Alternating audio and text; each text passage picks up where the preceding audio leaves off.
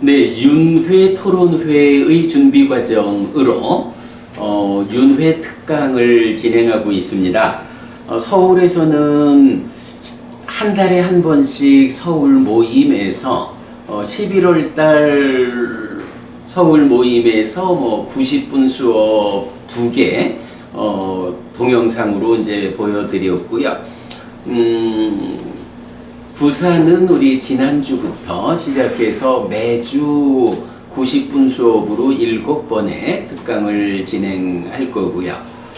서울은 이제 또 이번 토요일 날 두 번째 공부를 하게 됩니다. 자, 기본적으로 이제 우리가 하자라고 하는 것이 죽으면 어떻게 될까? 네, 요런 제목으로 책을 만들고 토론을 하자라는 거고요. 우선 알려드릴 거는 그 토론회의 계획이 이제 확정되었습니다. 그래서 서울을 1월 달에 하고 부산을 2월 달에 토론회를 할 텐데, 서울은 1월 18일 토요일 날 동국대학교 세미나실을 이용해서 공개적인 토론회를 할 거고요. 부산은 2월 두 번째 일요일입니다. 2월 9일 날 요번에는 이제 범어사 산하의 포교사단하고 좀 그 협조 관계를 구축했어요. 그러니까 금정총림 범어사의 일요법회를 이제 그 포교사단에서 운영하고 있거든요.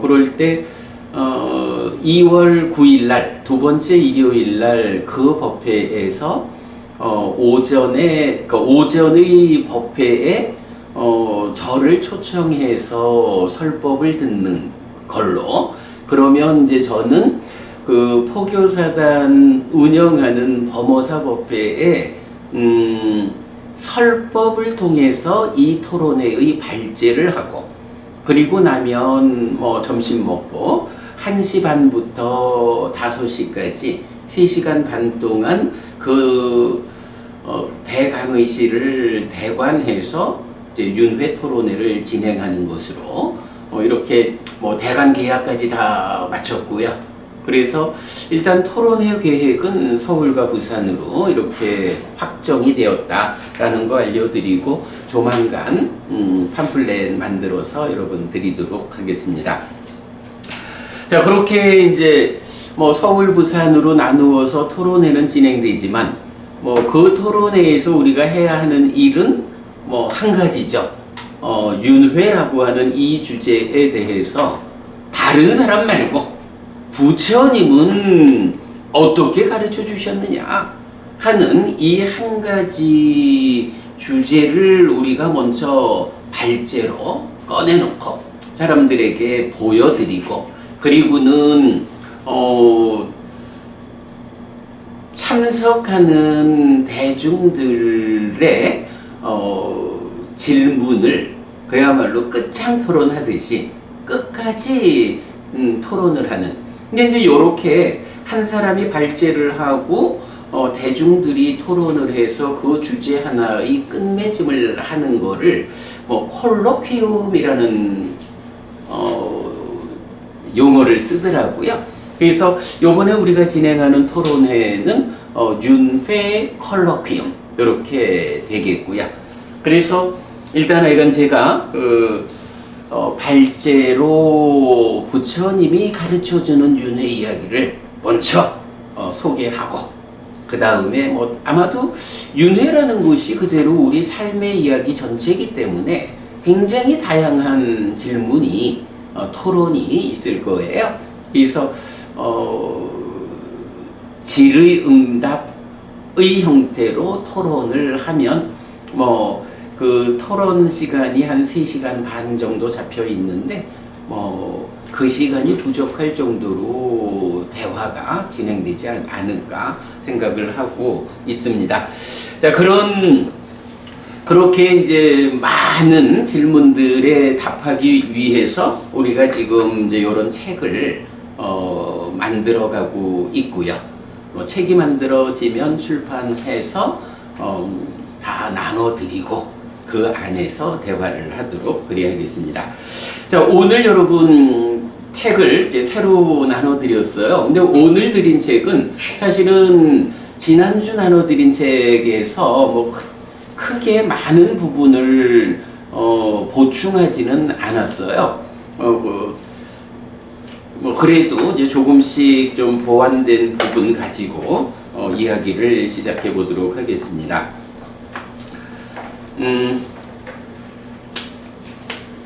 첫 번째 이런 이야기부터 좀 해보겠습니다. 박부부님 혹시 이런 이야기 들어보셨나요? 윤회라는 말이 초기 경전 니카야에는 윤회라는 말이 없어. 부처님은 윤회라는 말을 안 했어. 뭐 이런 이야기 혹시 들어보신 적 있나요? 못 들어보셨구나. 그런데 그거는 인도의 전통적인 사상이 그래서 그런지는 모르지만도 왜 그런 말을 맹시식으로 했는가 안 했는가는 모르지만 부처님 설법이 윤회를 다 인정하는 거 위해서 이루어진 거 아닌가 저는 막 그리 생각합니다. 맞습니다. 근데 이제 제가 지금 여쭤본 거는 윤회라고 하는 말을, 용어를 니카야가, 그러니까 초기 경전이 쓰고 있을까 안 쓰고 있을까? 그러니까 어떤 사람이 그렇게 저는 이제 사실은 그 얘기를 많이 들었었어요. 저보고 초기 경전은 니카야는 윤회라는 말이 없어. 부처님은 윤회라는 말을 안 썼어. 이렇게 말하는 사람이 있었어요, 제법.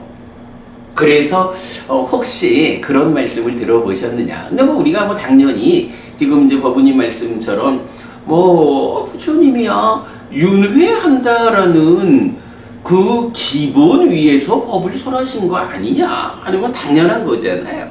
어찌 말하면 좀 더 나가자면 부처님 가르침이 뭐 다 윤회 이야기지 뭐 우리 삶을 설명하는 것이 어떤 방법, 어떤 과정으로 윤회하고 있느냐 깨달음이라고 하는 것이 그런 윤회하는 삶의 과정에 어떻게 대응해가지고 윤회를 끝내버리느냐 이게 깨달음이다. 뭐 이렇게도 말을 해도 되잖아요.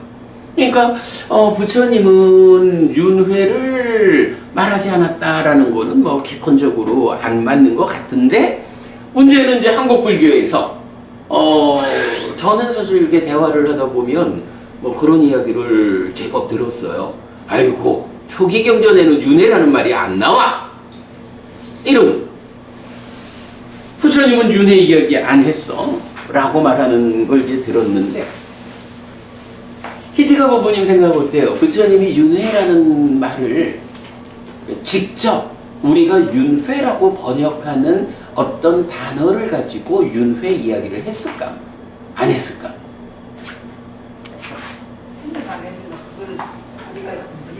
만약에 윤회를 믿지 않으면 또 부처님 법을 믿는데 의미가 있을까요?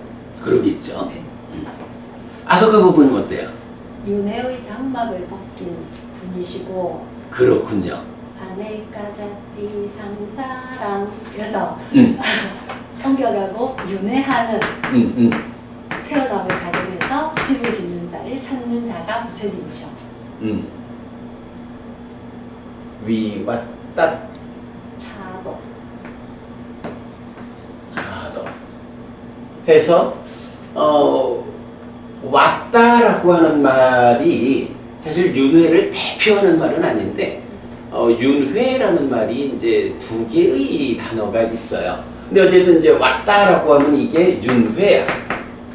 돌고 도는 것. 차도라고 하면 장막, 포장 씌우는 것.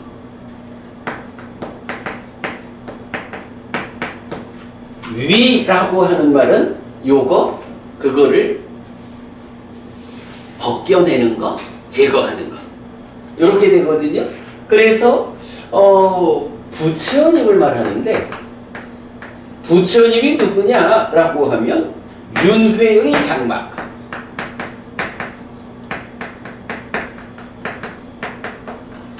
을 위 벗긴 자. 요런 말이 경에는 많이 나와요. 부처님 하면 윤회의 장막을 벗긴 자야. 그러니까 이때가 부분이 부처님이 윤회의 장막을 벗긴 자라고 정의가 되는데 윤회가 없다라고 하면 부처님이 벗길 장막이 없잖아. 말이 안 되는 거야. 기본적으로 윤회라는 단어가 이렇게 나타나요. 그 다음에 아내가 잣띠 상사랑 해가지고 상사라라는 단어가 있어요. 요 상사라라는 단어가 기본적으로 윤회라고 번역되는 단어예요. 상사라. 이 상사라가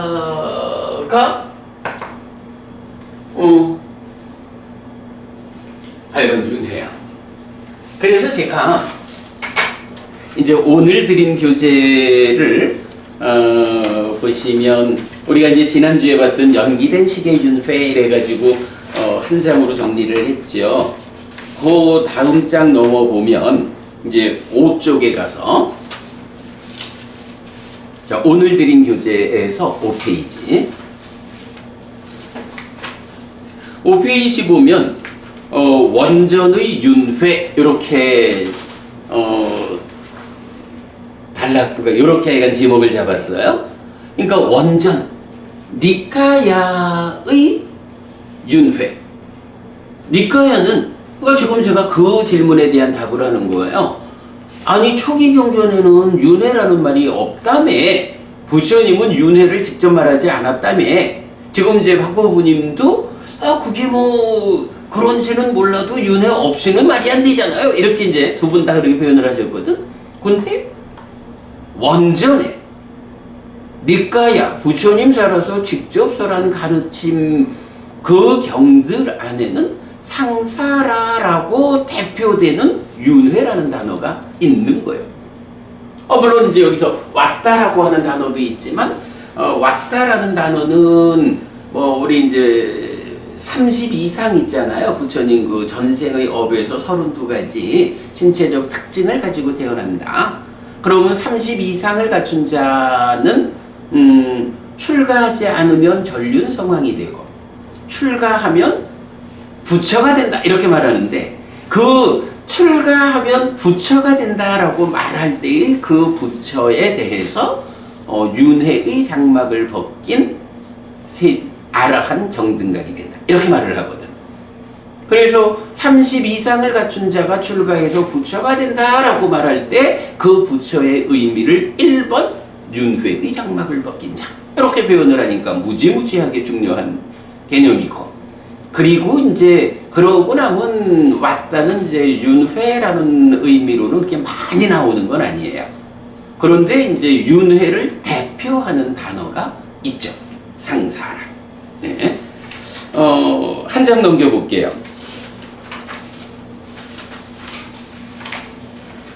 7페이지.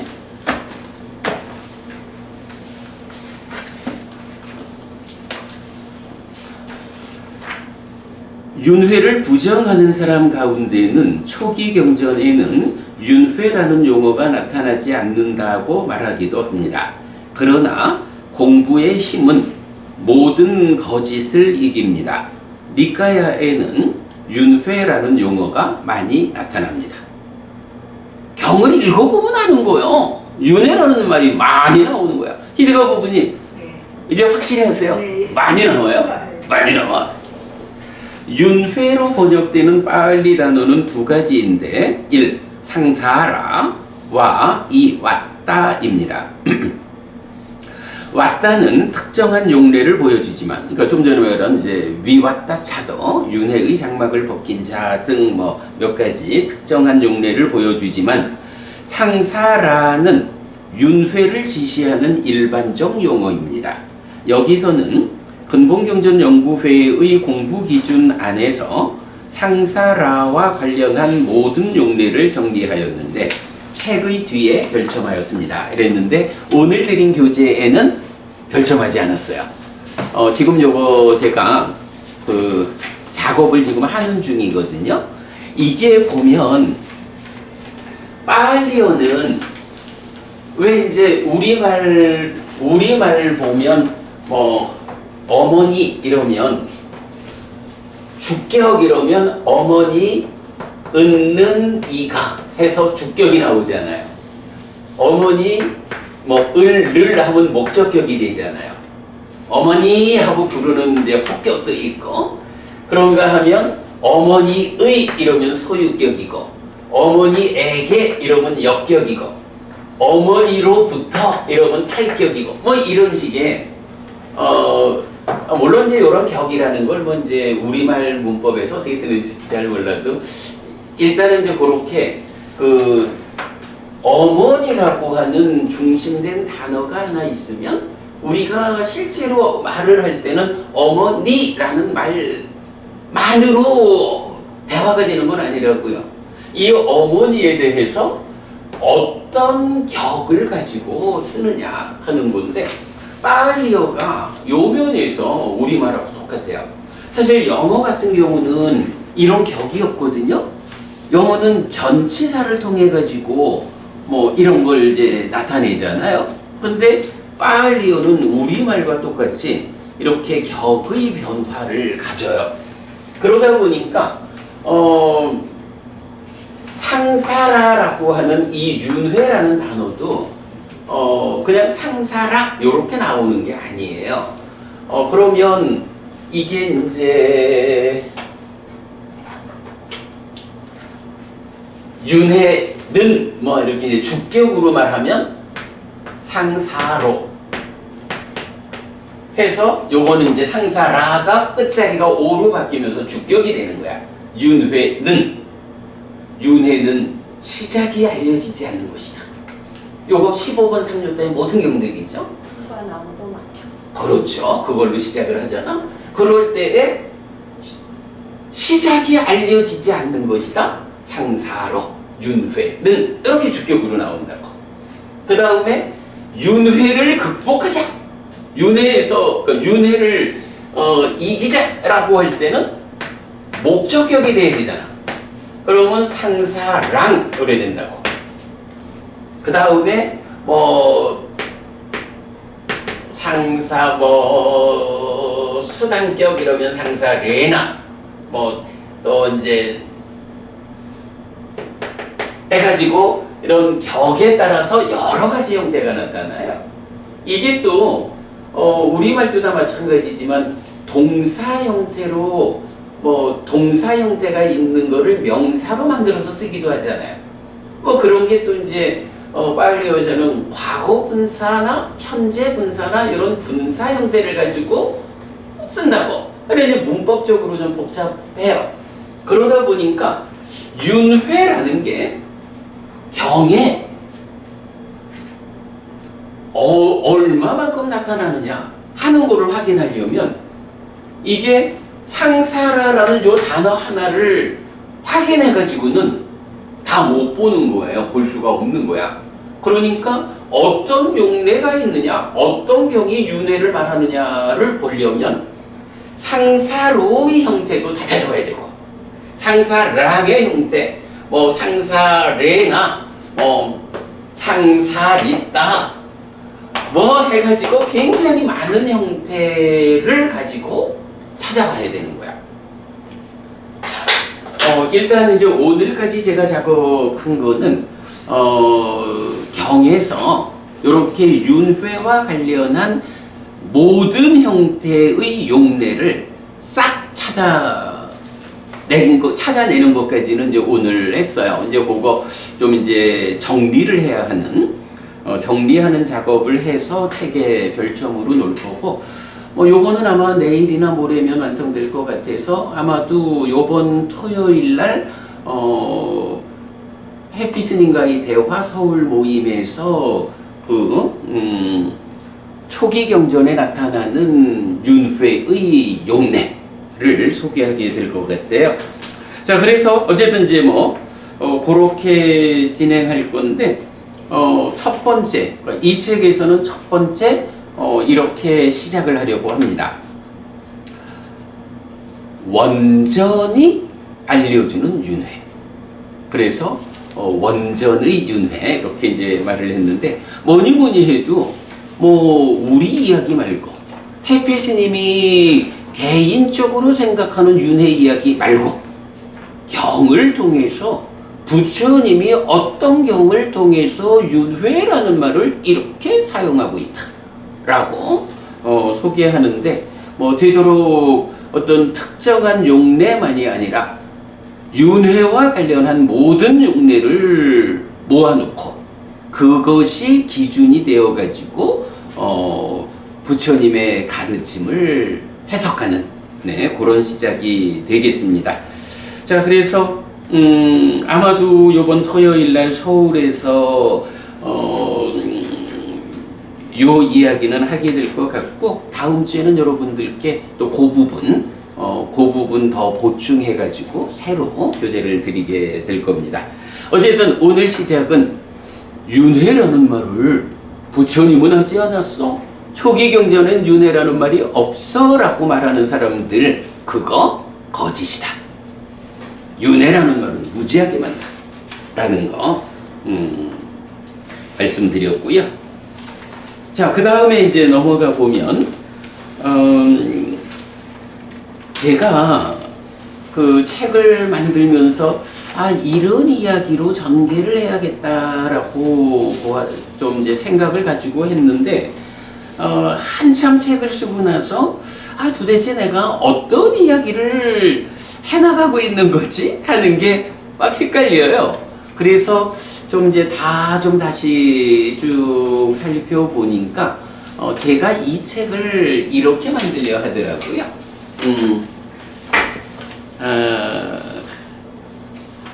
이런 거. 제가 사람들하고 만나면 이제 윤회 이야기를 많이 하잖아요. 당연히 경을 공부하면 윤회 이야기를 안 할 수가 없죠. 그랬더니 어떤 사람이 저한테 딱 질문을 하는 거예요. 해피 스님 혹시 죽어보셨습니까? 죽어봤더니 죽은 다음에 또 태어나서 살아가는 윤회를 합니까? 해피 스님 죽어보고 직접 윤회한다라는 걸 확인했기 때문에 이렇게 사람들 앞에서 윤회 이야기를 하는 겁니까? 하고 조금은 공격적으로 딱 치고 들어온 거예요. 제가 뭐라고 대답을 해야 하나요? 죽어보지 않았으니까 죽어서 확인했다고 말할 수는 없잖아. 일단 거짓말을 할 수 없잖아. 그래서 제가 아닙니다. 나는 죽어보지 않았습니다. 최소한 이 몸으로 태어나서 해피 스님이라고 불리는 나의 삶의 과정에서는 죽어보지 않았습니다. 그랬더니 아니 그러면 당신이 죽어서 직접 확인해보지도 않은 사람이 뭐 그래 윤회 이야기를 합니까? 라고 해요. 그래서 제가 박법우님 되물었거든요. 그 사람한테. 그 사람이 나한테 공격적으로 얘기를 했다는 거는 윤회 없잖아. 이런 입장인 거예요. 그래서 제가 되물어봤어. 그래, 나는 이 몸으로의 삶에서 죽어보지 못했어.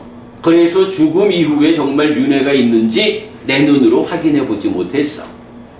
그런데 당신은 어떻습니까? 당신은 죽어봤습니까? 당신은 죽어보니까 죽으면 끝이지 죽음 이후는 없더라 라고 확인했습니까? 그런 확인에 근거해가지고 윤회 없다라는 이런 관점을 가지고 윤회를 말하는 해피 스님을 공격합니까? 이래 물었죠. 그 사람은 확인했을까요? 죽어서? 그 사람은 확인 못해 그래. 그죠? 자기 믿음을 이야기할 뿐이지. 그죠? 네. 바로 그거잖아요. 사실은 죽는다는 게 뭐냐 하면 우리가 지난주에도 살펴보았지만 몸하고 마음하고 함께해서 내가 되는 거잖아요. 그럴 때 몸이라는 것은 생명력과 체열에 의해서 유지가 되는 거고 이렇게 생명력과 체열에 의해서 몸이 유지될 때 식이라는 마음이 함께해서 내가 되어 살아가는데, 어느 때에 생명력이다 하고 체열을 잃게 되면, 그래서 몸이 유지되지 않으면 식이 몸을 떠나잖아요. 그래가지고 이렇게 식이 몸을 떠나서 몸과 마음이 함께하는 존재 상태를 잃게 되면 그거를 몸이 무너졌다 라고 말하고, 그게 죽음이라고요. 그러면 분명한 거 하나는, 이렇게 몸이 무너져가지고 식이 떠나면 그 식이 떠난 이후에 시체가 되어버린 이 몸이 다시 생명력을 얻고 다시 체열을 얻어가지고 무너진 몸을 되살릴 수 있느냐? 그러지 않다고요. 그리고 이렇게 한번 떠나간 식이 무너진 몸이 되살아나가지고 그 몸으로 돌아올 수 있느냐? 불가하다고요. 아소카 부부님, 왜 그 한번 몸이 무너져서 식이 떠나면 이 식이 몸으로 되돌아오지 못할까요? 식은 떠나는 순간 다른 명색을 만나니까. 그죠? 요게 사실은 포인트예요. 만약에 몸을 떠난 식이 어떤 이제 다음 몸을 만나기 이전에 중간의 어떤 과정으로 중유. 몸 없이 혼자 먹을 수 있다면, 중유 또는 중음신 이렇게 부르잖아. 그런다면 만약에 가정적으로라도 생명력을 잃은 이 몸이 생명력을 되찾아가지고 일어난다. 과학의 힘으로. 예. 뭐 그러면 아직 새로운 몸을 만나지 않은 이런 상태의 식이라면 되돌아올 수도 있겠죠. 뭐 가정을 하자면. 그런데 문제는 이 식은 식과 명생, 몸과 마음이 서로 조건된다라는 건 기본 중의 기본이거든요. 부처님 가르침에서. 그러다 보니까 이 몸에서 식이 떠나는 순간 식은 새로운 몸을 만난다고요. 그러면 떠나가지고 새로운 몸을 만난 이 마음, 식이 되돌아온다라고 하는 건 어떤 의미가 돼요? 히디카 부부님, 한번 이거 식이 떠나서 새로운 몸을 만났어. 그런데 어떤 형편에 의해서 이전의 몸으로 식이 돌아와. 그러면 어떤 일이 생기는 거야? 새로운 몸이 죽는 거 아니야? 그죠? 안 그렇겠어요, 부부님? 이거 사실은 곤란해요. 한 번씩 보도 나왔대. 이거다가 해놨는데 다시 살아났다고 그러잖아. 뭐 어떤 형태로든 그 사실에 접근되지 않는 거겠지. 그래 이제 아무튼 그래가지고 식이라고 하는 이 마음은 한번 몸을 떠나면 되돌아올 수 없는 거예요. 되돌아올 수 없다라는 것 때문에 당신 죽어봤어? 죽어가지고 확인해 보니까 죽은 다음에 어떤 일이 있는지를 확인하고 그 마음이 몸으로 되돌아와가지고 내가 확인해 봤더니 윤회하더라. 이렇게 말해야 되는 거 아니야? 죽은 다음에 되돌아와가지고는 죽고 나니까 아무것도 없더라. 죽으면 끝이요. 이렇게 말해야 되는 거 아니야? 이렇게 주장을 한다면 이것은 그야말로 무지의 소산이다. 죽음이라는 것에 대해서 전혀 이해하지 못하는 사람이 그렇게 죽어봤어? 확인했어? 이렇게 말하는 거죠. 자, 그러면 여기서 이제 사실 우리가 어려움에 빠지는 거예요. 박구부님, 이렇게 죽어보고 되돌아올 수 없잖아요. 죽음 이후의 사정을 직접 내가 윤회하는 건지 윤회하지 않는 건지 확인하고 돌아올 수 없다고. 그러니까 죽은 다음에 윤회를 하는지 안 하는지 이거를 내가 직접 확인할 방법이 없는 거예요. 그런데 어쨌든 우리는 죽은 다음에 또 태어나는 것입니까? 태어나지 않는 것입니까? 여기에 대해서 우리가 답을 갖고 있지 않으면 사는 일이 좀 곤란해져요. 우리가 죽은 다음에 또 태어나서 삶이 이어집니다 라고 한다면 거기에 맞춰서 살아가는 방법이 있거든요. 죽음은 끝입니다. 죽은 다음에 이후는 없습니다 라고 하면 또 거기에 맞는 살아가는 방법이 있거든요. 그런데 문제는 내가 직접 확인할 수 없어. 확인할 수 없는데 답은 알아야 돼. 이런 문제가 생겨나거든요. 어떤 방법이 있을까요? 어떻게든 알기는 알아야겠거든. 알아야 내 삶에 대해서 대응할 수가 있거든. 그런데 내가 직접 죽어봐가지고 확인할 수는 없어. 어떤 방법이 있어서 우리가 죽음 이후에 내 삶이 또 이어지는 것일까, 끝나는 것일까? 여기에 대한 답을 가질 수 있을까요? 그거는 이성적으로 추론을 해보면은 대략 막 판가름이 나지 않나 저는 그리 생각하는데 우선 어떤 원인이 있으면은 결과가 따르고 어떤 결과가 나타나면 그 원인이 있다 하는 거는 우리가 별로 의심 안 하고 자연과학에서도 인정하는 바이고 한데 우리가 그 애들이 어떤 사람은 억만장자 아들로 태어나고 어떤 사람은 굴베이 아들로 태어나고 어떤 사람은 태어날 때부터 장애아로 태어나고 이게 전생이 없다면 어떻게 그런 차별이 생겨가지고 태어나면서부터 그런 일이 있겠네 이런 생각을 저는 해보고요. 네네. 또 우리가 이러냐 저러냐 증거가 없다해서 헷갈릴 적에 어느 쪽을 취하면은 사람 살아가는데 이익이 맞느냐 그걸 보고 또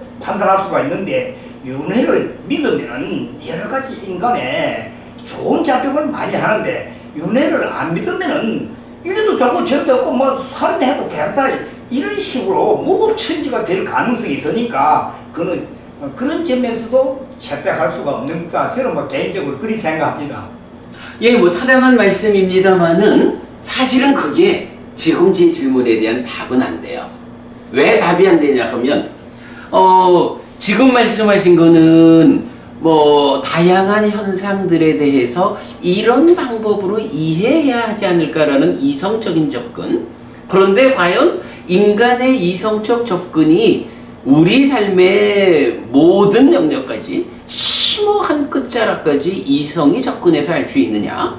사실이냐? 하는 측면에서 의문이 드는 거고 그 다음에 윤회가 없다라고 하면 우리가 살아가는 모습이 해석이 잘 안 되고 뭐 그렇다라고 하는 부분은 그거는 있으면 있다 없으면 없다라는 데 맞춰가지고 우리가 살아가는 것을 해석해야 하는 거지 어떤 삶의 현상에서 이렇게 해야 한다라는 당위성에 맞춰서 삶을 이해할 수는 없는 것이다. 사실에 맞춰가지고 우리가 삶을 이해해야 한다.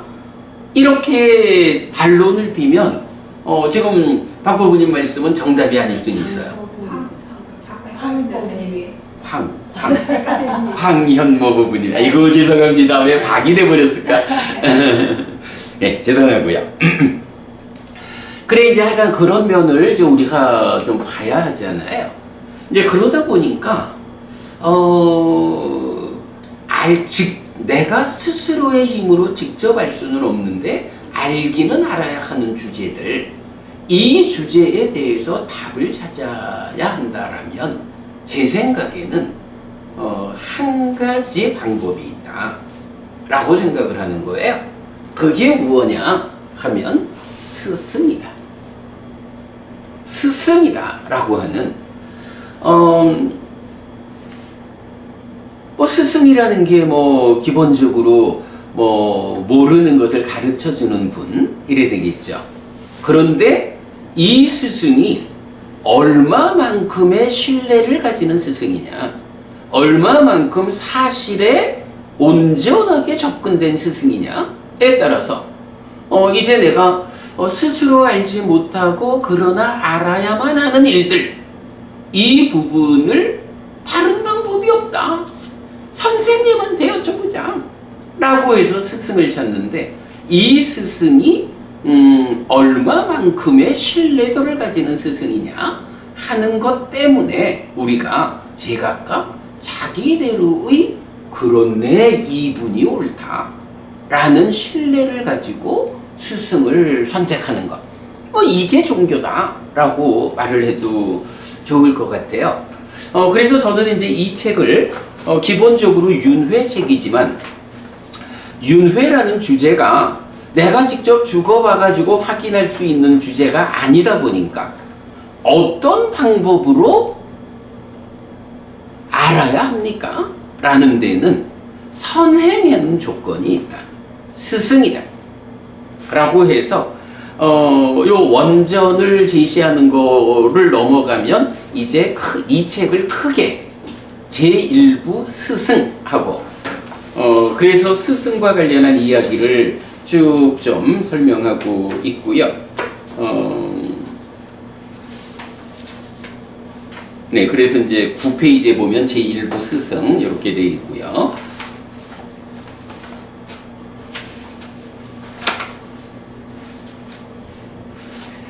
그 다음에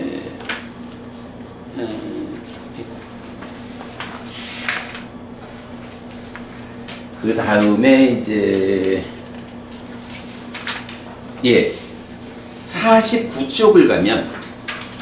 49쪽을 가면 이제 제2부 윤회 이렇게 1부와 2부를 나누어 놨어요.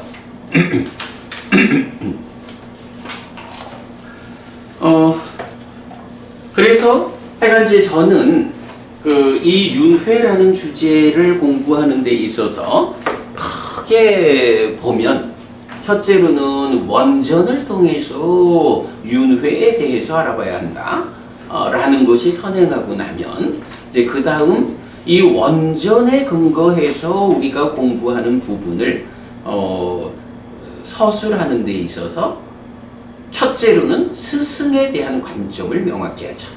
그리고 두 번째, 윤회라는 이 이야기를 본격적으로 진행하자 라고 해서 책을 제1부 스승, 제2부 윤회 이렇게 말하고 있다 라는 거, 일단 이제 기본 골격을 설명드려요. 자, 그러면 우리 제1부 스승 요쪽으로 와보겠습니다. 자, 9페이지 제1부 스승이고요. 자, 여기서 이제 한 장을 넘겨볼까요?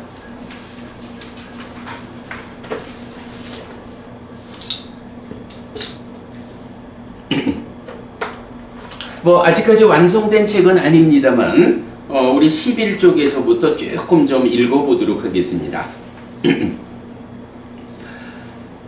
죽으면 어떻게 될까? 1. 스승이 필요합니다. 11쪽입니다, 부부님. 황부부님, 11쪽. 예, 저도 그거 펴놨습니다. 그런가요? 예. 나하고 이게 달라서. 알겠습니다.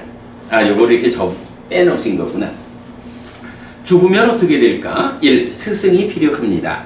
글쎄요, 이 질문에 자신 있게 답할 수 있는 사람은 없을 겁니다.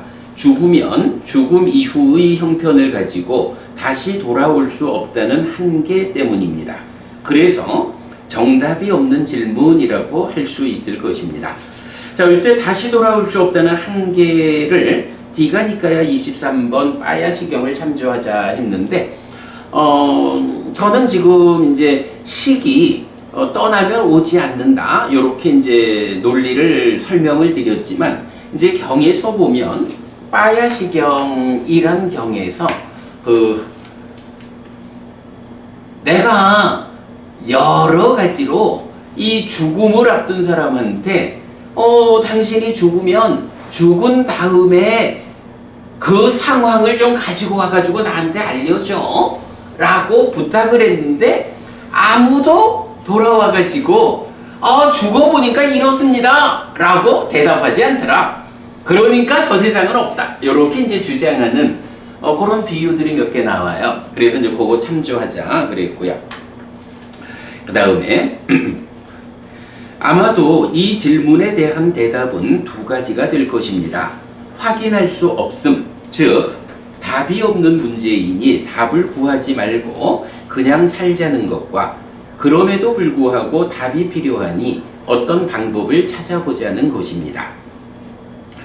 답을 구하지 않고 그냥 사는 것도 방법이 됩니다. 다만 확인할 수 없어서 모르는 것일 뿐 죽음 이후의 상황이 끝이든 아니면 새로운 시작이든 없는 것은 아니기 때문에 죽음 이후 닥쳐올 현실에 대비하지 못하는 문제가 있습니다. 답을 얻기 위해 방법을 찾아보자는 것도 방법이 됩니다. 그러나 눈으로 직접 확인할 수 있는 방법이 없다는 현실은 신뢰할 수 있는 답의 선택을 방해합니다. 그래서 이 질문은 답하기 어렵습니다. 그렇다면 죽음 이후 닥쳐올 현실에 대한 대응 능력을 전혀 준비하지 않고 죽음을 맞이하는 경우와 완전한 신뢰가 담보되지 않는 가운데라도 최선의 선택을 하고 그 선택 위에서 대응 능력을 갖추고 죽음을 맞이하는 경우 가운데 어떤 경우를 선택해야 할까요? 어떤 경우가 나 자신에게 더 이익되는 선택일까요? 아무래도 그렇겠지요. 아무런 대응 능력 없이 죽음을 맞기보다야 완전한 신뢰가 담보되지는 않더라도 어떤 선택을 하고 그 선택이 최선이라고 믿으며 노력하는 것이 더 나을 것입니다. 그래서 여기에서 질문은 현명한 사람이라면 어떤 선택을 해야 하는지로 넘어갑니다. 하지만 그 이전에 죽음이 무엇인지부터 생각해 보아야 합니다.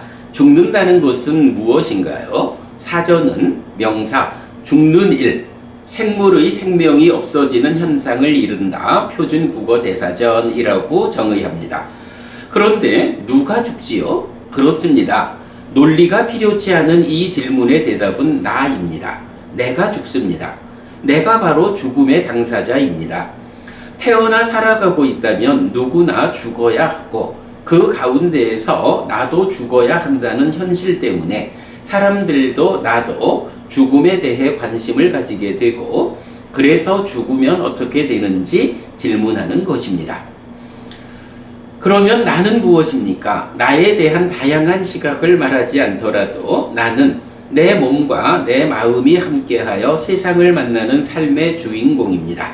마음 없이 몸 혼자 나라고 말할 수 없고 몸 없이 마음 혼자 나를 주장할 수 없습니다. 몸과 마음 외에 나를 구성하는 다른 요소들은 훨씬 더 철학적, 종교적 영역이니 여기에서 굳이 언급하지 않아도 좋겠습니다. 다만 그림, 나는 누구인가, 나의 개념의 확장을 소개하는 것으로 대신합니다. 자, 요 그림 있는 거? 대신합니다. 못합니다. 그렇군요. 대신합니다.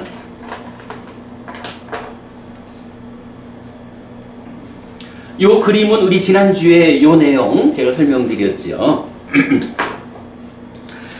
자, 이렇게 나를 말할 때 죽음, 즉 생명이 없어지는 현상은 몸과 마음이 함께한 나에게서 몸이 기능을 잃는 것입니다. 물질로 구성된 이 몸뚱아리가 더 이상 나의 몸으로 기능하지 않게 되면 죽었다고 말하는데 죽으면 어떻게 될까? 의 질문은 이 시점에 적용되는 문제 제기입니다. 이렇게 접근하면 답은 의외로 간단합니다. 몸이 기능하지 않아 죽으면 1. 마음도 함께 소멸하여 삶이 완전히 끝나거나 아니면 2. 마음은 소멸하지 않고 새로운 몸과 함께 새로운 삶을 시작하거나 둘 중에 하나이기 때문입니다. 말하자면 나의 삶이 죽음으로 끝나거나 아니면 죽는다고 해도 마음이 새로운 몸과 함께 새로운 내가 되어 나의 삶을 이어가거나 하는 것입니다.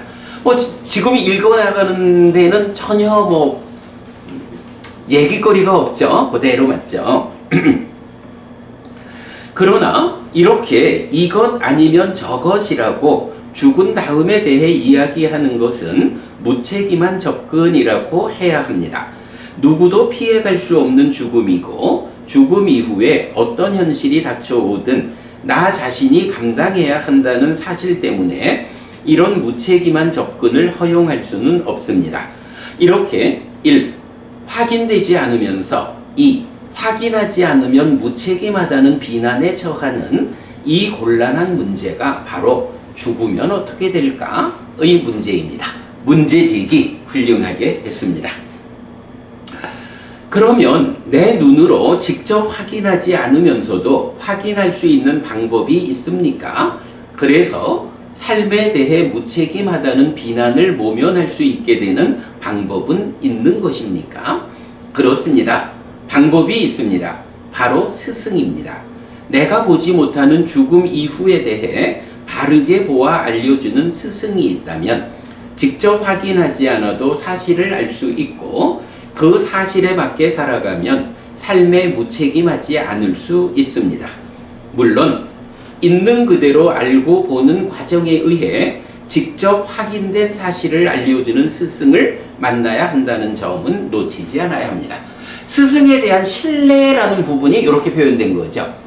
자, 그런데 우리가 이제 이런 사실 윤회합니까 안 합니까? 요거를 말을 바꾸면 뭔가요? 생사 문제 요게 되는 거잖아요. 우리가 산다는 건 뭐고 죽는다는 건 뭐고 어떻게 태어나서 어떻게 죽고 태어나서 어찌해야 하고 죽은 다음엔 어찌 되는 거야. 이런 모든 것들이 생사 문제라고 할 텐데 윤회라는 거 말을 그랬을 뿐이지 그게 말하자면 생사 문제에 대한 기본적인 눈을 가지는 게 윤회에 대해서 아는 거잖아요. 그래서 이런 생사 문제라고 하는 근본적인 문제 여기에 대해서 얼마만큼의 신뢰를 가지고 답을 줄 수 있는 스승이 있느냐. 정말 100점짜리 신뢰를 담보하는 스승이 있느냐. 이제 이런 부분을 우리가 좀 눈여겨봐야 하는데 그 밑에 박스에서 제가 이렇게 적었어요. 참 다행히도 세상에는 이 세상과 저 세상을 스스로 실답게 안 뒤에 실현하여 선언하는 바른 길에 들어서서 바르게 실천하는 사문 바라문들이 있습니다. 요거요. 우리가 이제 독성집에서도 계속 읽고 있지만 이제 업이라는 게 신구의 삼업. 요거 좀 자세히 말하면 십악업, 십선업 이렇게 되죠. 그 중에 의업이 간탐진의 사견 또는 불간탐 부진의 정견 그래야 되잖아요. 정견, 바른 견해라는 것이 이렇게 업의 가장 바탕에서 작용하고 있잖아요. 그럴 때 부처님이 정의해주는 정견, 바른 견해 그 바른 견해에서 이 세상도 있고 저 세상도 있고 업에는 과와 보가 따르고 아버지도 있고 어머니도 있고 이렇게 6가지로 관점을 말하는데 그 중에 보면 마지막이 세상에는 이 세상과 저 세상을 스스로 실답게 한 뒤에 실현하여 선언하는 바른 길에 들어서서 바르게 실천하는 사문 바라문들이 있다 라고 바른 견해를 부처님이 설명하거든요. 그러니까 요 말이 뭐냐 하면 우리가 정말로 삶의 문제에 대해서 100점짜리 답을 주는 스승이 필요한데 그런 스승이 있을까? 이런 문제잖아. 그럴 때 업에서 부처님은 정견, 바른 견해를 설명하면서 바로 그런 100점짜리 스승이 세상에는 있다. 그 스승이 누구냐? 나다. 라고 부처님 당신이 바로 그 100점짜리 스승이다 라는 것을 말해주죠. 바로 이렇게 100점짜리 스승에 대해서 제가 적은 게 마지막 문장. 물론 있는 그대로 알고 보는 과정에 의해 직접 확인된 사실을 알려주는 스승을 만나야 한다는 점은 놓치지 않아야 합니다. 이렇게 적었고요. 자, 이래서 이제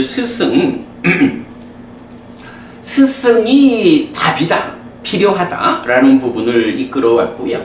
자, 그 다음으로 갑니다. 죽으면 어떻게 될까? 이 스승의 영역에 속하는 것.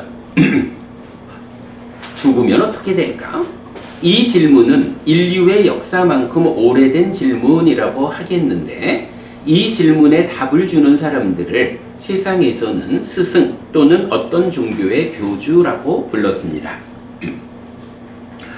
그래서 죽으면 끝이라는 답에 접근하는 사람은 그런 답을 주는 일을 스승으로 선택하였다고 말할 수 있고, 죽음이 곧 새로운 시작이라는 답에 접근하는 사람은 그런 답을 주는 일을 스승으로 선택하였다고 말할 수 있습니다.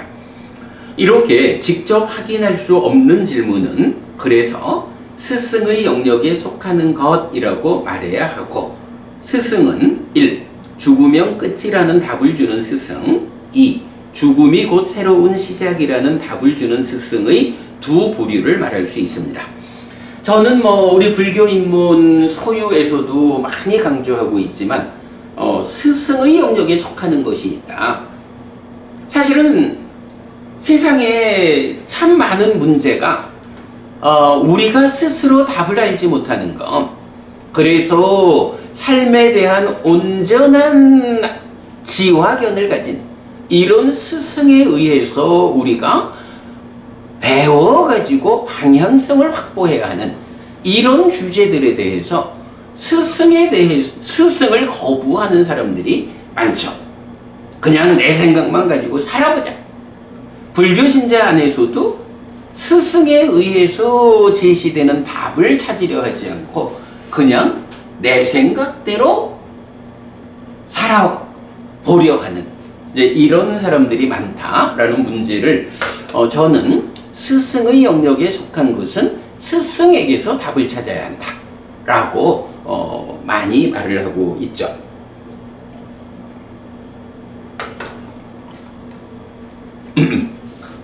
자, 그러나 이제 어쨌든 스승의 영역에 속한 거로 보면 죽으면 어떻게 될까에는 두 가지 답이 있어요. 죽으면 끝이라는 답을 주는 스승이 있고, 죽음이 곧 새로운 시작이다. 죽는다고 해서 끝나는 게 아니다 라고 말하는 이런 두 부류의 스승이 있다. 그런데 몸과 마음으로 구성되고 몸이 기능하지 않음으로써 죽음을 맞게 되는 이것을 존재라고 부릅니다. 여기서 존재라는 게 우리가 이제 연기 12연기에서 말하면 10번째 지분으로 나오는 유바와라는 거죠. 나라는 존재인 것이지요. 그래서 일은 마음이 몸과 함께 하는 동안만 존재 상태를 유지하고, 그렇죠? 죽음은 끝이다 라고 하는 거는 몸과 함께 살아있는 동안에만 존재라고 불린다, 이런 얘기죠. 이는 죽음 이후에도 마음이 새로운 몸과 함께 존재의 상태를 이어가게 됩니다. 이렇게 죽음은 마음이 기준이 되는 존재의 개념으로 연결됩니다. 죽는다는 거, 마음이라는 관점, 죽는다는 게 기본적으로 몸이 무너지는 거니까 몸이 무너진 다음에 이 마음이라는 것이 어떻게 되는 것일까?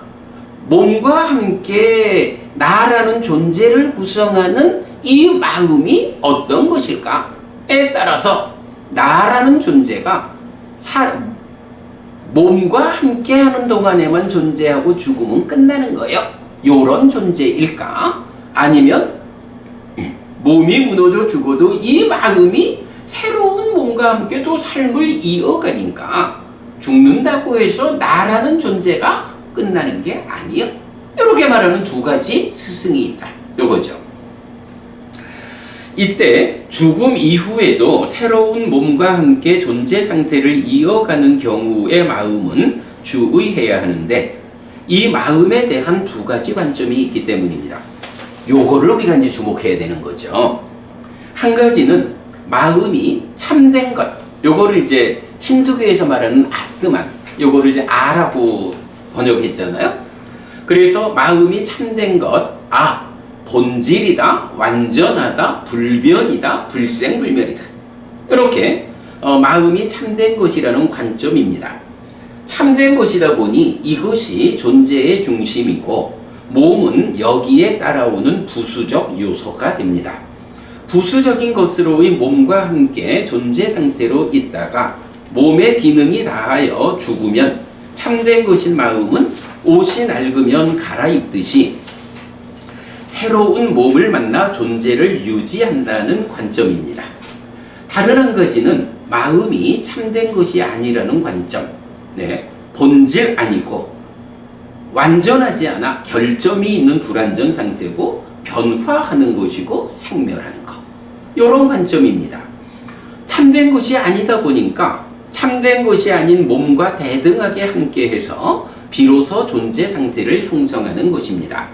몸의 기능이 다하여 죽으면 참되지 않은 마음은 다시 대등한 구성 요소인 몸을 만나서 존재 상태를 다시 형성하게 됩니다. 자, 여기까지를 우리가 좀 보도록 하죠. 사실은 지금 읽어본 이 부분이 여기에 대해서 우리가 바른 시각을 가지면 윤회라는 이야기는 끝난 거예요.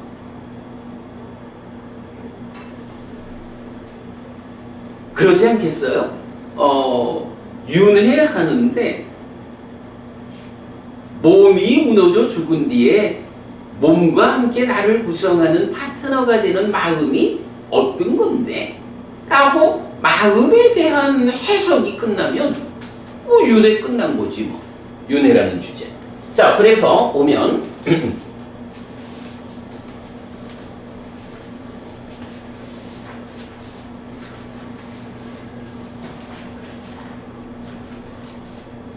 존재라는 게 있다. 요게 원어는 바와예요. 요거를 중국에서 유라고 번역을 해서 연기, 12연기의 10번째 지분이죠. 그런데 이 존재라고 하는 것이 이제 뭐냐 하면 몸과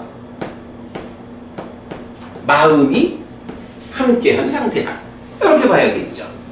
자, 그런데 우리가 이제 몸에 대해서는 뭐 사실은 잘 알고 있어요. 자, 몸이라는 게 뭐죠?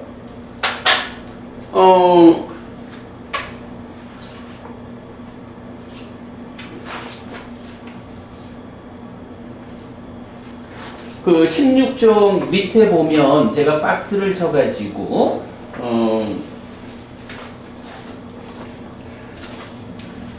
몸에 구속된 마음이랬거든요. 35번 상유타 103번 우따카경이라는 경이 있어요. 요 우따카는 누구냐 하면 여러분 그 부처님이 출가를 하면 처음에 알라라깔라마라는 스승을 찾아가서 무소유처를 증득하잖아요. 그리고는 이건 깨달음의 길이 아니야 라고 해서 떠난다고요. 그리고는 두 번째 만난 스승이 우따카 라마푸타거든요. 그 우따카 라마푸타가 비상비비상처까지 중생 세상의 꼭대기까지를 성취한 아주 높은 스승인 거예요. 그런데 부처님은 그 우따카 라마푸타까지도 비상비비상처라고 하는 세상 안에 속해 있지 깨달음을 위한 길이 아니다. 이래서 떠나거든요. 바로 그 우따카 라마푸타와 관련한 경이어서 이제 우따카 경인데요. 이 경에서는 몸이라는 것을 종기라고 표현을 해요. 자, 몸은 종기야. 그런데 그 종기에 뿌리가 있어. 가래야. 그러니까 몸이라고 하는 것이 이게 사실은 우리가 얘기를 하다 보면 좀 조심스러운 게 뭐냐 하면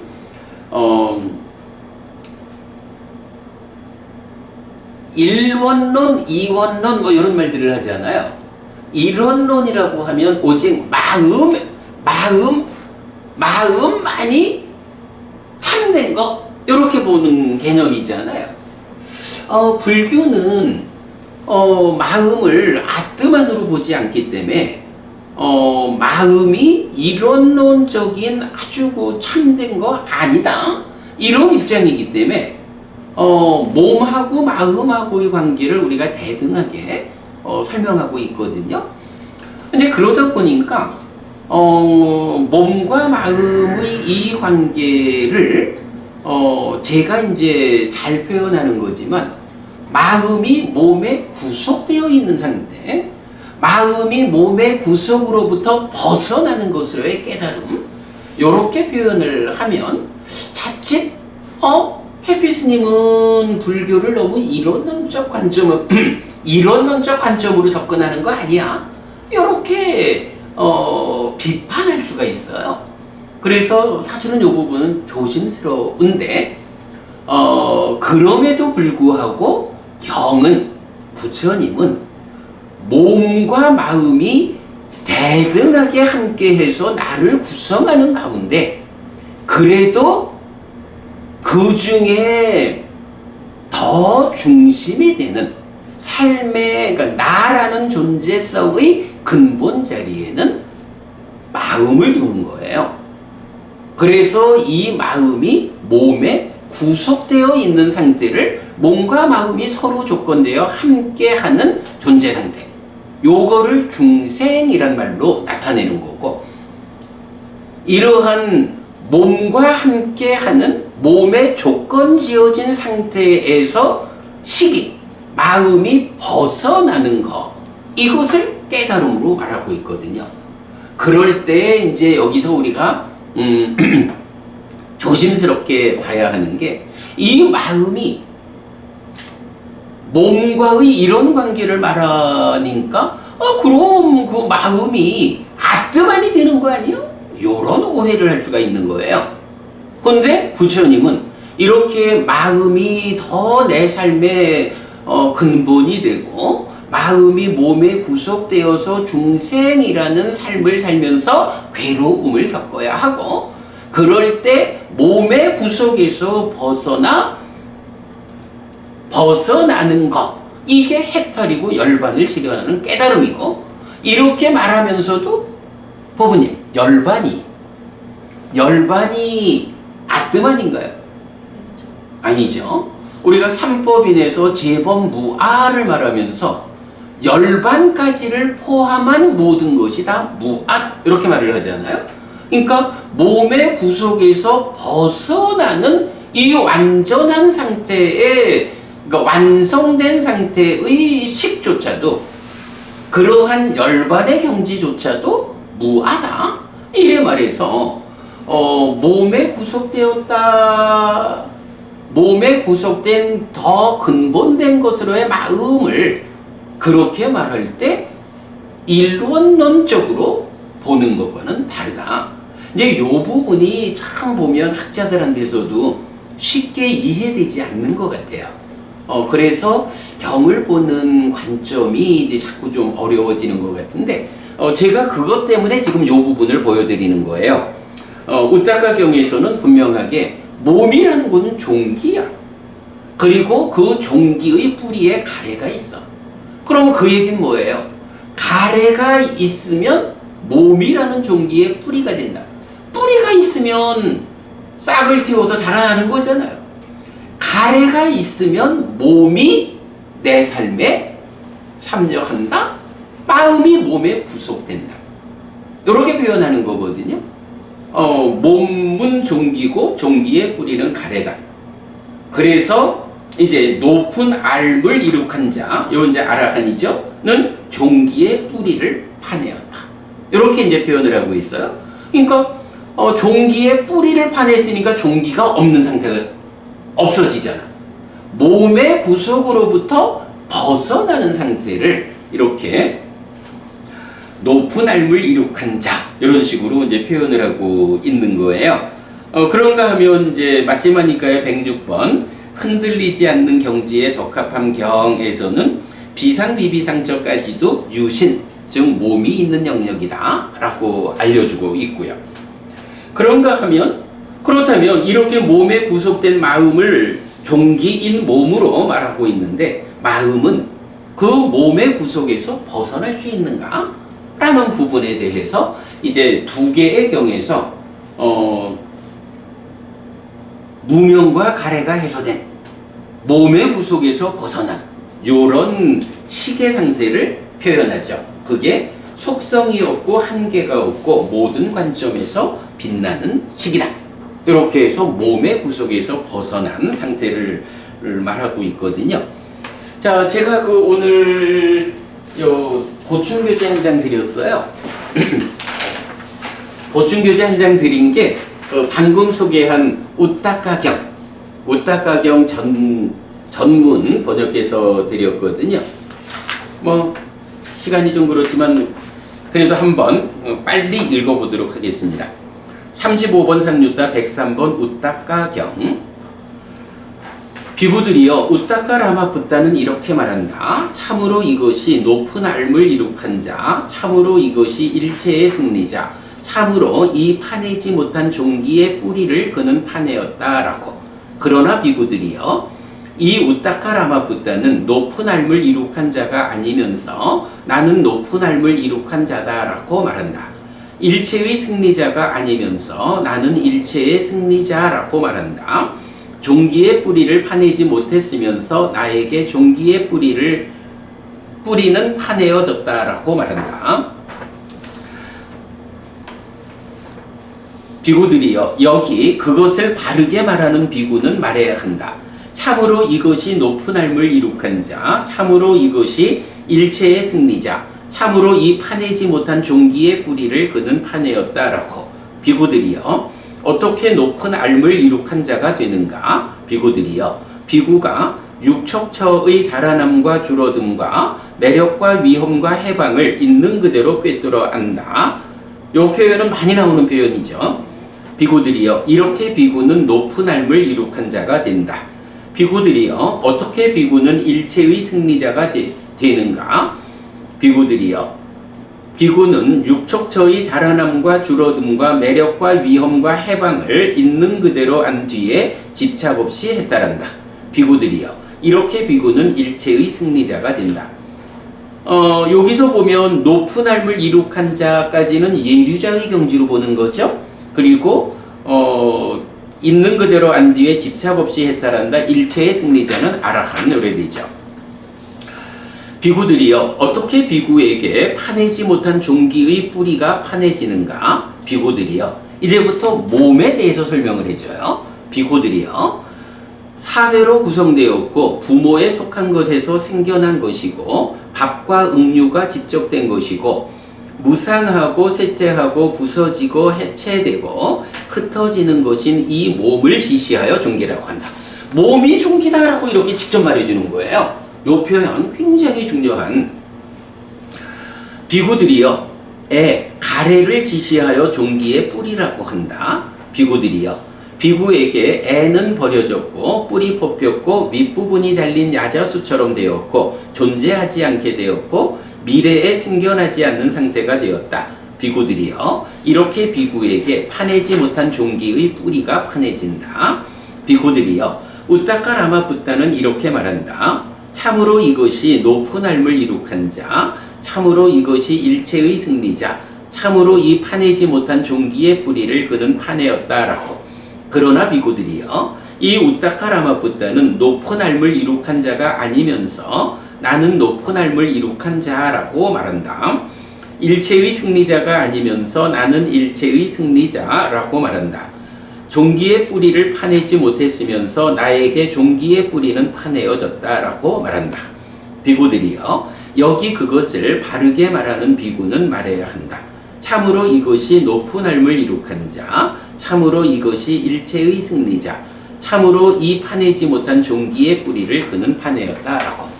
해서 어쨌든 여기서는 윤회라는 것이 기본적으로 몸하고 마음하고의 관계인 거예요. 그럴 때 몸이 뭐라고? 마음이 뭐라고?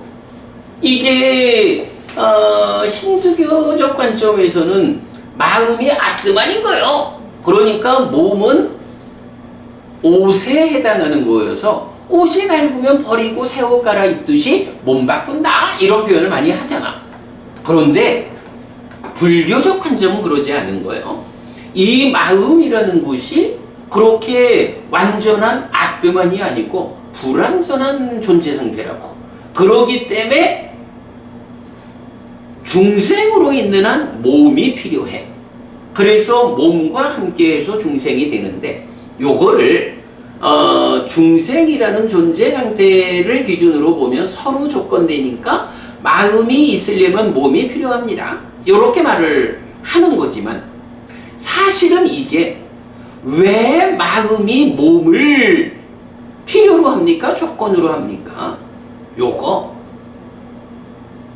무명과 가래라고 하는 이 두 가지 부정적 요소 때문에 번뇌의 영향 때문에 몸에 구속되어진 상태로 있는 겁니다. 요거를 사실은 말하는 거예요. 몸이라는 거. 응? 그 팔각형의 보석이 실에 깨어져 있는. 그렇죠. 그래서 이제 우리 사문과경 그러니까 D가니까야 2번이죠. 사문과경에서 보면 제4선을 성취한 상태에서 이제 8개의 알매 방향이 있다고.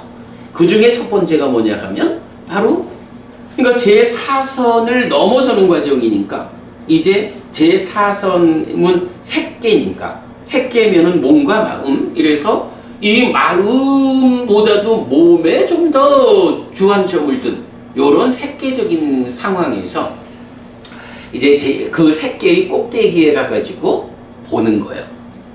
그랬더니 우와 사실은 몸보다 마음이 훨씬 더 귀한 거네. 비유를 어떻게 하냐 하면 요게 팔각으로 된 보석이야. 그런데 이 보석을 겉에 이런저런 색깔의 실들이 좀 감고 있어. 실이 귀해요? 보석이 귀해요? 당연하잖아. 마음은 보석이고 겉을 싸고 있는 실 몇 자락은 몸과 같은 요렇게 비유를 해요. 그래가지고 이야 정말로 몸보다 마음이 훨씬 귀한 거구나 요렇게 보게 되니까 이제 더 이상 몸을 의지하지 않고 집착하지 않는다. 표현이 그랬던가? 그렇게 나오죠. 그렇게 그 몸과 마음의 관계에서 몸에 더 중심을 두고 살아가는 낮은 삶에서 삶이 올라갈수록 마음의 가치를 더 보게 되면서 무색계 같으면 이제 그 마음의 중심을 두는데 문제는 뭐야? 무색계라고 해도 아직은 중생의 영역이잖아. 그러니까 팔각으로 된 보석 이렇게 말할 때 이 마음을 아뜨만이라는 관점으로 보고 있는 거예요. 그러면 그렇게 아뜨만적인 관점으로는 열반을 실현할 수 없죠. 그래서 거기에서까지도 벗어나가지고 이 마음조차도 무하다. 이것은 나의 것이 아니다. 이것은 내가 아니다. 이것은 나의 자아가 아니다. 라고 무색계의 경지까지도 넘어선 요런 이제 해탈, 열반을 말하게 되죠. 자, 그래서 어쨌든 이렇게 우타카경에서 몸을 종기라고 하는 부정적 현상으로 말하고 있다. 이 마음이 몸에 구속되어져 있는 상태, 요것을 말하고 있다. 그래서 몸의 구속에서 벗어나는 것이 사실은 윤회에서 벗어나는 거고, 윤회하는 중생으로의 삶은 이 마음이 몸에 구속되어 있는 상태다. 라는 거를 이제 일단 말을 하고요. 자, 그래서 이제 몸이라는 것을 이렇게 종기, 이렇게 이제 표현을 해보자고요. 그리고 경에서 보면 지수화풍 4대로 구성된 거고, 부모에게서 생긴 거고, 밥과 음료가 직접된 거고, 이런 식으로. 그리고 또 이 몸에 대한 중요한 표현 하나는 이런저런 것들이 뜯어먹고 파먹고 이래서, 그리고 또 그 표현도 직접 나오는 게 하나 있었죠.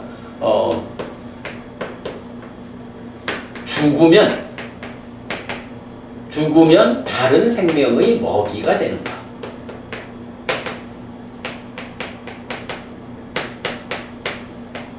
부처님은 몸을 살아있는 동안은 나를 구성하지만 죽고 나면 다른 생명의 먹이가 되는 것이다. 이렇게 몸에 대한 관점을 가지죠. 그러니까 어떻게 돼요? 육식, 고기를 먹는다라는 건 어떻게 되죠? 고기를 먹는다라는 육식은 사람에 따라서 관점이 다르지만 부처님의 관점은 뭐냐 하면 고기라는 것은 살아있으면 생명이니까 먹으면 안 돼. 먹으려면 죽여야 되니까 먹으면 안 돼. 그러나 죽어 있으면 죽음 이후는 몸이라는 거는 죽고 나면 다른 생명의 먹이가 되는 게 세상에 있지요. 그러니까 죽은 고기를 먹는 것에 대해서는 부처님은 금지하지 않는다고요. 그래서 육식에 대한 기준 딱 하나 있죠. 그러니까 나에게 나를 위해서. 예, 그렇지. 나를 위해서 나에게 주기 위해서 살아있는 것을 죽이는 것을 직접 보거나 듣거나 유추되는 거. 요런 세 가지 경우. 요런 경우는 살아있는 것을 나 때문에 죽이는 거가 되니까 이거는 살생의 업에 동참한다 이렇게 봐야겠죠.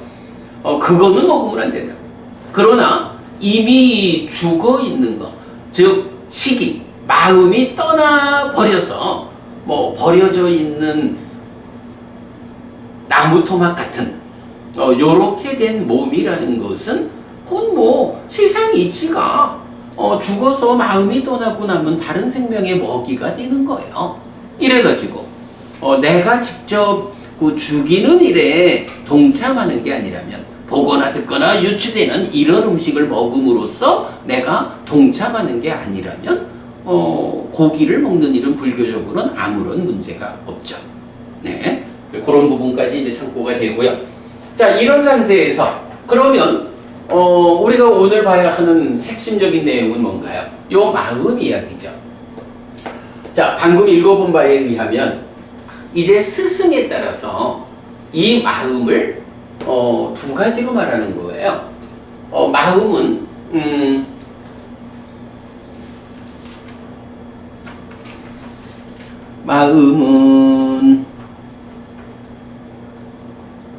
마음이 몸과 함께하는 동안만 존재 상태를 유지한다 라는 것.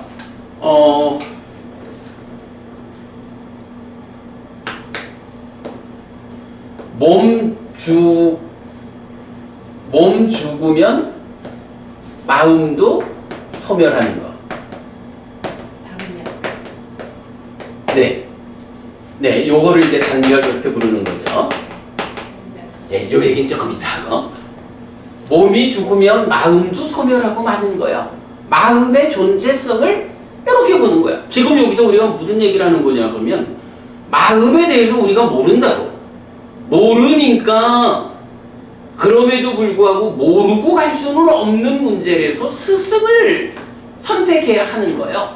그런데 그 스승이 크게 보면 이 마음에 대해서 몸이 죽으면 소멸하는 거요 라고 말하는 스승이 있다. 그런가 하면 몸이 죽어도 이어지는, 소멸하지 않고 이어지는 것이다. 이렇게 말하는 스승도 있다고요. 그래서 크게 보면 두 부류의 스승이 있는 거야. 그런데 여기서 우리가 주목해야 하는 것은 몸이 죽어도 몸 따라 소멸하지 않고 이어서 그러니까 마음은 죽지 않는 요런 경우가, 자, 요걸 1번, 요걸 2번 이렇게 말한다면 요게 다시 두 가지로 나뉜다는 거예요. 그래서 A, 아뜨만인 것. 아뜨만 해가지고 제가 본질, 완전, 불변, 불생불멸 요런 성질을 가지는 것 이래 했고, 그런가 하면 비루는 아가 아닌 것 이렇게 표현한 거죠. 그래서 몸이 죽어도 몸 따라 죽지 않고 이어서 또 살아가야 하는 마음이 있다. 그러니까 마음은 그런 거다라고 보는 스승 가운데도 그 몸이 이렇게 본질이고 완전한 불생불멸하는 변치 않는 요런 아트만이라고 말하는 스승도 있고, 아니요, 몸이 죽어도 따라 죽지 않고 이어지는 마음인데 그게 그렇게 본질이고 완전하고 변하지 않고 불생불멸하는 이런 거 아니에요. 말하자면 무아 이렇게 되는 거죠. 요렇게 말하는 스승이 있다. 그래가지고 종기에 해당하는 몸을 놓고 이 마음에 대한 실질적인 분류는 세 가지가 있다. 1번 몸 죽으면 소멸하는 것. 2번 몸이 죽어도 소멸하지 않고 이어지는데 그 마음이 아뜨만이다. 3번 아니다. 아뜨만 아니다. 이렇게 말하는 세 가지가 있다는 거예요. 자, 그리고는 이제 이때 몸 죽으면 소멸한다라는 요런 주장을 뭐라고 말하느냐 하면 단견, 끊어지는 견해, 끊어진다라는 견해. 요거를 단멸론 이렇게 말하죠. 그런가 하면 몸이 죽어도 소멸하지 않고 이어지는데 그게 아뜨만이요. 요렇게 말하는 걸 뭐라고 불러요? 상견. 그리고 상주론 이런 식으로 표현을 하죠. 상견이요. 몸까지 뭐 본질이 마음인데 뭐 몸이야 그냥 옷이 낡으면 버리고 새 옷 갈아입는 것처럼 몸이 무너지면 새 몸을 또 가지고 와가지고 존재성을 이어가는 건데 뭐 이렇게 말하는 거. 그러니까 이 존재성, 아뜨만인 마음의 존재성은 항상 하는 거예요. 변치 않는 거예요. 이렇게 말하는 게 상견이고 상주론이죠. 그러고 이제 그렇게 그런 마음이 아뜨만이 아니다 하는 요거는 뭐라고 말해요? 이게 이제 연기된 식이다. 이렇게 이제 표현을 하는 거고 무하다. 이렇게 말하는 거죠. 자, 그러니까 마음에 대해서는 이렇게 단멸론, 뭐 보통 말하는 유물론이죠. 그렇게 죽음은 끝이여 윤회 없어 라고 주장하는 스승들이 있는가 하면 그 마음이 아뜨만이어서 항상 하는 거 이어지는 거야. 이렇게 주장하는 스승들이 있고, 이제 부처님은 사실 부처님은 어떻게 말해요? 요 두 가지 모두가 다 사실이 아니다.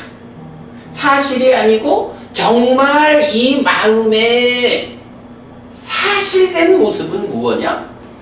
몸이 죽어도 따라 죽지 않고 이어가는데 그게 아뜨만이 아닌 삶의 과정을 누적하면서 변화하는 거 연기된 식이요. 아뜨만 아닌 무아요. 이렇게 말을 하는 거죠. 자, 그러면서 이제 요 자리에 18페이지 볼게요. 18페이지 보면 중간에 작은 글씨로 적었어요. 중에 의해 설해진 법을 주제로 하는 12번 상류따 15번 까짜나 곧다 경은 연기를 바른 지혜로 보면 일의 마음. 연기라는 게 뭐죠? 이렇게 해가지고 존재가 생겨나서 괴로움이 생겨나는 거죠. 12연기. 이런 관점으로 보면 몸이 무너져 죽은 뒤에 또 태어나서 살아가는 걸 알게 되잖아. 그러니까 1번 죽음은 끝이야 라고 하는 단멸의 마음, 이거 사실 아닌 걸 알게 되는 거야. 일의 마음을 극복하고 연멸, 이거 무명에서부터 다 소멸시켜 나아가면 항상 한다고? 언제까지나 있다고? 그렇지 않아. 이런 불완전한 존재 상태가 해소될 수 있어. 깨달아 윤회에서 벗어나는 거요. 열반을 실현하는 거요. 중생의 삶에서 벗어나는 거요. 달리 말하면 몸의 구속에서 벗어나는 거예요. 이렇게 되면 상견, 상주론이라고 하는 두 번째 이의 마음을 극복한다고 알려줍니다. 라고 해서 우리 독성집에서도 우현경에 이어가지고 까짜나 곧다경 요 두 가지 경이 윤회에 대한 아주 중요한 정보를 제공하고 있죠. 자, 이렇게 보면 오늘은 제가 그 교재의 구성에다가 이어가지고 몸과 마음의 관계에서 마음이라는 것이 세 가지로 분류된다는 것. 그 세 가지로 분류되는 가운데 부처님이 설명하는 마음은 어떤 마음이냐? 단별도 아니고 상주도 아닌 삶의 과정을 누적하며 변화하는 연기된 식이다. 이것이 윤회의 본질이다 라는 것을 설명드렸습니다. 그러면 대략 뭐 한 20페이지쯤까지 우리가 공부를 한 것 같네요.